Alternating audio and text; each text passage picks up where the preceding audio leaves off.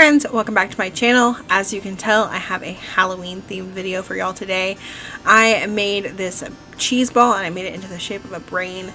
My mom did this for a Halloween party one year and everybody loved it. It was so fun and like kind of gory looking, and we were all just like joking around, we're eating brains. And I've been wanting to share this with y'all for forever, but I hadn't been able to find a brain mold. So finally this year, I just bought one on Amazon. The one that my mom had, she had bought at Dollar Tree, and I have never seen them again at Dollar Tree since that year when she bought hers. And she tossed it because we were like, oh, we'll be able to get another one. It's like cheap and flimsy. But never been able to find another one since then. So I did order this one from Amazon. It is a little bit different than the one she had, but it still turned out pretty good. So I'm going to go ahead and show you how to make this. I like to mix my cheese balls together in my stand mixer. They just come together really easily. So I start off by adding 2 blocks of softened cream cheese. And this is the same recipe that I use anytime I make a cheese ball pretty much. This is our favorite recipe, and then I just shape it however I want. I've shared this same recipe in the shape of a snowman for Christmas, so if you need a Christmas idea, I will leave that link down below for you guys. But this recipe is super simple and it turns out great every single time. So as I said, I am adding 2 blocks of softened cream cheese to the bowl of my stand mixer, and then you need 1 ranch seasoning packet, about a cup of the like pre-cooked bacon crumbles, and then about a cup of cheddar cheese. That's it. And then I just turn on my mixer, let it stir it together, get it all combined. It really takes like no effort in the stand mixer. It's not necessary. You could definitely just mix it by hand. But as you know, like if you've made a cheese ball before, stirring together cream cheese takes a lot of like elbow muscle, arm muscle movement, and you can just get it done like in less than a minute in a stand mixer. So that's why I prefer it to do it in the stand mixer.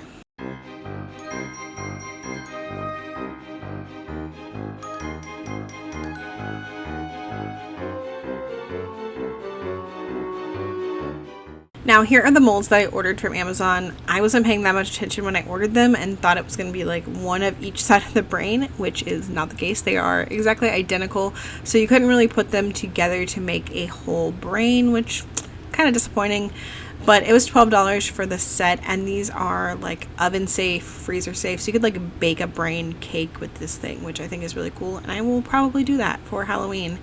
And then maybe also make a cheese ball because I have 2. I can do 1 of each.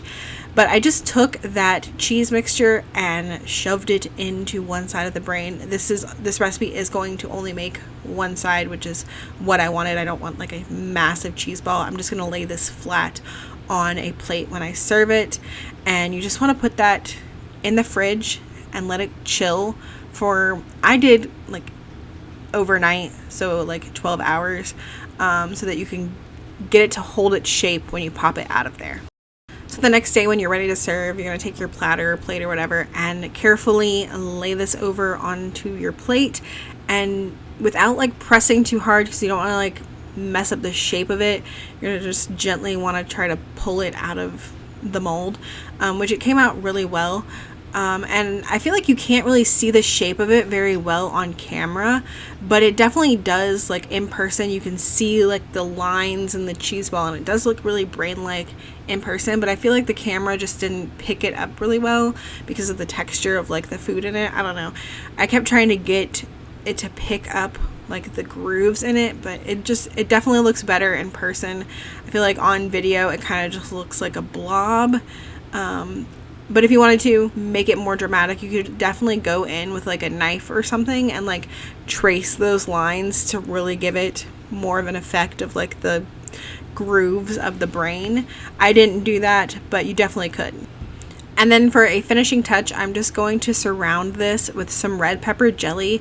And then I also took like my cheese knife and like cut a slit in the brain and put some like red pepper jelly like bleeding out of the brain. Some people I know are grossed out by that. I love the goriness of Halloween and making foods that look like this. Like those meatloaf feet, love that. Love things like that. It's just really fun. I don't know. It's one of the best parts of Halloween. I feel like the the foods that look like things they're not supposed to. I always love that at Halloween parties. So you just go around it with the red pepper jelly, make it look like blood. Super fun. Add some crackers. And then I found these little food picks on the internet. It was supposed to be for like a brain in a jar, like a brain cake in a jar. But I thought they worked perfect for this. So I will have those linked down below. You can just put them on paper and tape them to a toothpick. To like stick in your brain if you do this at a party or something. We're not having a Halloween party, but we might have some family members over on Halloween and watch some Halloween movies and just snack on snacky foods and make some fun Halloween themed stuff. So that's why I made it. That's why I thought I would share it with y'all. If y'all are having a Halloween party or something, I think this would be perfect for that. Let me know if you plan on making it. I think it's super fun. My kids absolutely love stuff like this. They're like, let's go have some brains for a snack. I'm eating brains and blood. Things like that crack me up. But let me know if you plan on trying this. I hope that you guys enjoyed this. I have some more Halloween themed food videos coming up in the next week or so. So stay tuned for that and subscribe down below if you haven't already. As always, thank you guys so much for watching, and I will see y'all in the next one. Bye.